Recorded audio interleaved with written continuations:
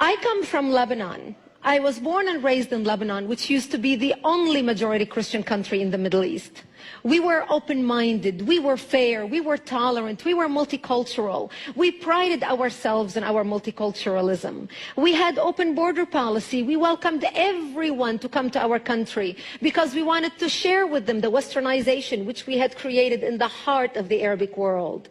Muslims used to send their children to study in our universities because we had built the best universities in the Arabic world. They graduated and worked in our economy because we had built the best economy in the Middle East, even though we did not have any oil. Beirut became Paris of the Middle East, the banking capital of the Middle East.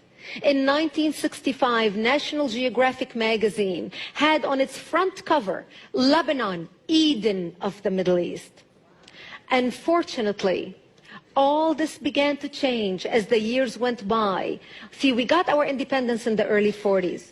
But by the 60s and 70s, the Christians had become the minority and the Muslims had become the majority in Lebanon. And as the Islamic population grew in the country became less and less tolerant because they started pushing for more rights that were not compatible with our Judeo-Christian value system that we had created. And that's when the problems started.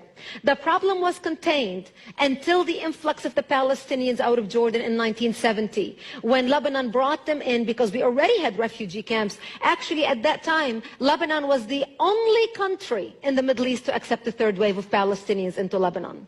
The majority of them were Muslims. They put their heads together with the Muslims in Lebanon and declared jihad on the Christians. What they wanted to do is create a base from which to fight Israel, kill the Jews, and throw them into the sea. Something they tried to do in Jordan. Yasser Arafat and the Palestinians tried to do in Jordan, but they failed because of the dictatorship of the king. Yet they were able to come to Lebanon, use our open-mindedness, our fairness, our tolerance, our multiculturalism, and our democracy to topple our democracy. My 9/11 happened to me in 1975 when radical Muslims blew up my home, bringing it down, burying me under the rubble wounded as they shouted Allahu Akbar. My only crime was that I was a Christian living in a Christian town. I ended up in a hospital for 2.5 months. And as I laid in a hospital bed, hooked up to IVs in both arms, I would ask my parents, why did they do this to us? Why did they attack us? And my father would tell me, because we are Christians, the Muslims consider us infidels and they want to kill us. So I knew since I was a 10-year-old child that I am wanted dead simply because I was born into the Christian faith and lived in a Christian town. This is something so foreign to Christians in America.